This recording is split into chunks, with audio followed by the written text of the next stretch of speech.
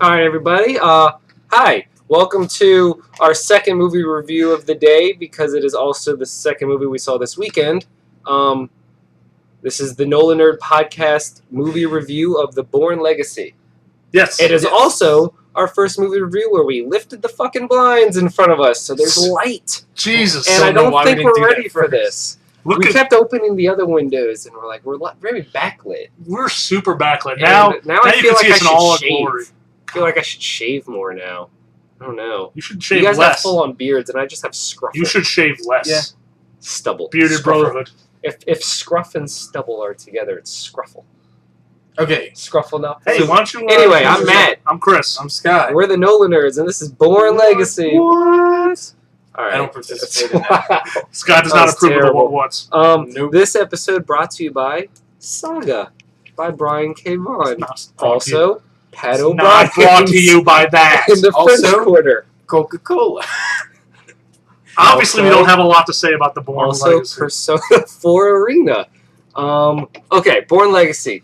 Also by Scott Pilgrim. Also Evil by X Scott Edition. Pilgrim, the Evil Edition, which is exclusive to me. Let's talk about this fucking movie. Wow, minute and a half down. Yeah. All right, Bourne Legacy. Awesome. Short story, like, if we had to just short and sweet it, enjoyable, but only really if you've seen the other Bourne movies. Yes. And like recently. Yes. Because I was confused a little bit. this movie takes place at the same... It is going on at the same time as Bourne Ultimatum. Yeah. Third Bourne movie and this coinciding at the same Bourne time. Ultimatum also came out in 2007. Right. So... Now here's the That's thing, why I was a though. little lost. I haven't seen it until 2007. Wait, 2007? Yes. Really? Yes. Huh. I looked at the IMDb. Okay. First Bourne came out in 2002. We're old. That's Hey. so old. Whatever. That said, I started remembering things as the movie went on. But... Yeah, let's talk about the movie on its own. Okay, on its own basis, I think it's fair to say it's not as good as any of the Matt Damon ones. Correct. Not Yeah. bad. No. But I mean, when you add the name Bourne to it, Matt Damon's movies are up here, and this one is about around there. around here. But it's the problem with when you attach the name of a successful franchise, you're going to create expectations. Yes. So, especially when you make it part of the overall story. Yes.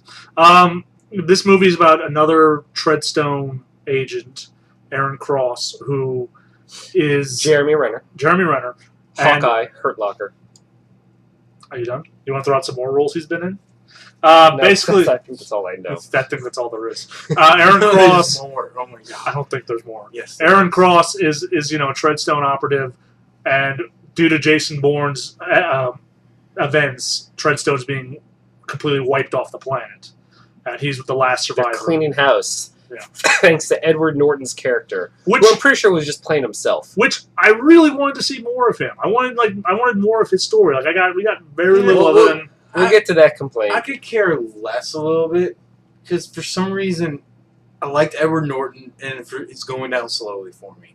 Is it because now you know how much of a dick he is to people? Yeah, pretty much. That's why I think this is just him Yeah. playing himself. Because this was him just yelling at people and pretending he's Yelling smart. at him in front of our room of screens. But that said, I knew Chris would enjoy this movie, if only because it involved a lot of bureaucracy.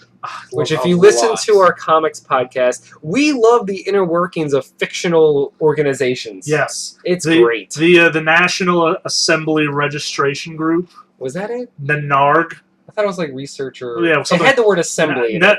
I thought it was some ridiculous group who has this weird overreaching authority over both the Army and the CIA. I think it's just intelligence operations in general. Yeah. I think they may be the hub. I don't know. I know, but basically, Edward Norton is like, well, we can't do. Jason Bourne's fucked everything up, so now we're just burning it to the ground.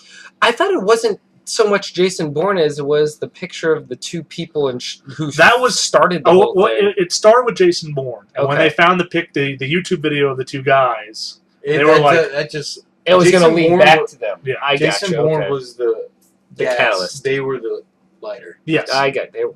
Yes. Oh, okay. Count it. We're so proud of you. Thanks for your contribution. The one thing that needs to be said about this movie is the trailer is misleading.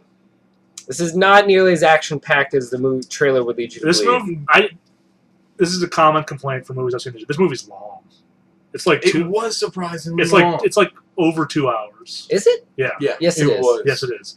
And unlike Batman, The pacing wasn't I felt it towards the end. Mm-hmm. because that's just pacing. Yeah. That said, it's not a pure action movie, but then again, I don't think the other Bourne movies were either. It had a lot of conspiracy in it. Yeah, this but the other Bourne movies, their action scenes, they may not have had a lot of action scenes, but their action scenes were spectacular. Yeah. And this one was just okay. This had a 70-30 split of conspiracy talking and science Yeah. and the action. The Bourne movies were well paced though. Yeah. This one, I actually give the split like 80-20. Really? Yeah, I would say that there was way more talking and science. This had a fantastic chase scene, though, near the end. It was okay. it was too long. The problem is it was okay. It just wasn't as good as any of the other Jason Bourne chase scenes. I thought the chasing was too long. I thought there was a lot of cool motorcycle tricks in it. Yeah, that Stunts were great. Yeah, I mean the stunts were good. Not as good as the other Bourne stunts. Also, it has to be said that the overarching plot in this, there just really wasn't much to it. In the other Bourne movies, it's his struggle to find out who he is and who's behind everything and just the truth. And this, he knows what he is. Yeah. His only goal is to get more drugs and to escape. Because he doesn't want to become A retard. retard again. Because basically, Well, that's basically the mildly second- offensive. He doesn't Yeah, want he to doesn't go back to... being dumb. It turns out Technically.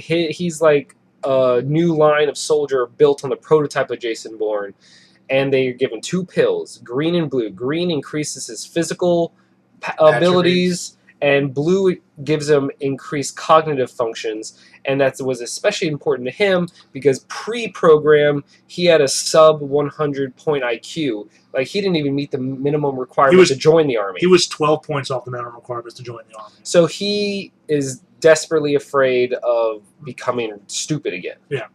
And there's a lot of talk of, there's a lot of trying to get on this flight to the Philippines. A lot of, science involved in like how it works and why it works the way it works. I think that was the main point of the movie. Yeah. Just how it works. But when you put the Bourne name on, you have to compare it to the other Bourne movies, and the Bourne movies across 3 movies had a better overarching plot than this single movie. Yeah. It's not like the James Bond movies where like Casino Royale and Quantum of Solace. Skyfall is like 90% like trade rights to the Falkland Islands. Right. Then this is a failure as a James Bond movie. How the conspiracy that the Louisiana Purchase never happened legally. Why is not a movie? I don't know. Seriously? All right. Watch it. But all right. Yeah. What about Rachel Weisz or Wise? Rachel Weisz as the head female role. She was really good. Yeah. I think I enjoyed her more than I liked Jeremy Renner. I liked her story. I liked that she was, like scared shitless but still ready to go out and do all these things. She had more to pull from in her character. Like Yeah. Jeremy Renner was just your Guy badass and on top of everything super guy, Yeah. which I enjoy. But in terms of acting, there's really not much to draw from that. I think he was much better as he was slowly degrading. I think the scenes where he came to grips with his intelligence. Mhm. I think if you would have switched Matt Damon and Jeremy Renner, whatever, Renner. and just switch their roles, like he will play Jason Bourne and Matt Damon will play Aaron Cross. Right. I think that would have been better. And then at the end, when his IQ drops, he can go, Matt Damon! Jason Bourne. Jason Bond! All right. I think that would have been better. Yeah. We're going to have to discuss the biggest, I guess, complaint of the movie, which The is ending? the ending. Okay. Or the lack of one. Or the abruptness of the film ending. You just got like this big action climax right here, and then all And of then a sudden 3 minutes later, the movie's it's over. over. It literally ends with like maybe we should stay lost. Well, you're right. Cue Done. music. Cue music montage. Let's stay on this boat forever. They half-assed the end of it. Because we learn no epilogue, not even tying it into Bourne Ultimatum, Right. telling us how it all ended. And you did bring up a good point. Like Jason Bourne's story was always going to be on the run. He had to find out about Treadstone. He had to find his identity. So his movies had a natural tension to them. But Aaron Cross's story was pretty much over. He's not dumb. He's with this woman who I assume he now loves. He got his blue pill. He got his MacGuffin, and he's now he's done. He's just gonna go sit on a boat for a while. Yeah. So in Thailand. But I still they did this great thing building up Edward Norton's like conspiracy, like intelligence puppet stringing. Yeah. And then nothing came of it. Yeah, and that's the part that I was talking about earlier, was that Edward Norton's character, he's the Tommy Lee Jones of this movie. He's hunting him down, he's going through all the intelligence circles. That's a good one. Yeah. But he doesn't really do anything after a certain point. After a certain point, like when the big chase scene starts, Edward Norton's officially out of this movie. Yeah. Like there's no we lost him and Lark 3 failed. It's like, well, we need to keep trying. Yeah, they didn't even talk about who that guy was that was chasing him that well. Yeah, yeah, like Lark 3 guy. Yeah, they're Treadstone without the inconsistencies. Oh, great, let's do it. Yeah, so here's one of the super agents. Yeah, okay, but it kind of made me feel like Kai Lang from Mass Effect 3. Yeah. If you read the books, you knew who he was, but if you just played the game, he kind of came out of nowhere and was suddenly a big bad. Right. We've been talking about a lot of bad parts of the movie, things that let us down. One thing I really enjoyed about the movie was how they conveyed the intelligence division of American spy networks, just how they utilized everything at their disposal to continually track him down at every turn. Yeah, they're on the phone to toll booths and FBI and local satellites and Canadian weather satellites, and that part was very interesting.